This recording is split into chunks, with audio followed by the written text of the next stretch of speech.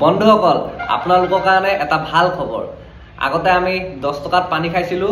এনে ধৰণৰ half litre bottle আৰু আজিকালি 10 টকাত এনে ধৰণৰ 3 পোৱা পানী বটল পোৱা যায়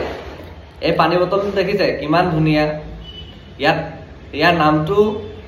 ইন্ডিপেন্ডেন্স মানে শুনিয়ে ভাল লাগে আৰু এই কালাৰটো দেখিছে আমাৰ জাতীয় পতাকাখনৰ নিচিনা মানে মুঠতে ইয়াত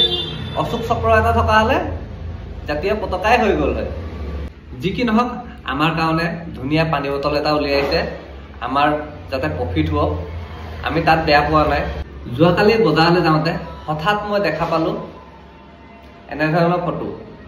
মানে দৃশ্য মানে আপোনালোকে চাব পাৰে মই মানে এইটো ফটো মাৰি আনি আপোনালোকক দেখাইছো চাই লওক এই বটলবোৰ যেনেকে পৰি আছে ন দূৰৰ পৰা দেখিবলৈ আমাৰ জাতীয় পতাকাখন জাবৰত পৰি থকা যেন লাগিলে সেইকাৰণে আমাৰ ভাৰতৰ জাতীয় পতাকাখন অপমান নহওক তাৰ বাবে ৰিলায়েন্স কোম্পানী মহোদয়লৈ অনুৰোধ যে বটলৰ এই যেটো কালাৰ আছে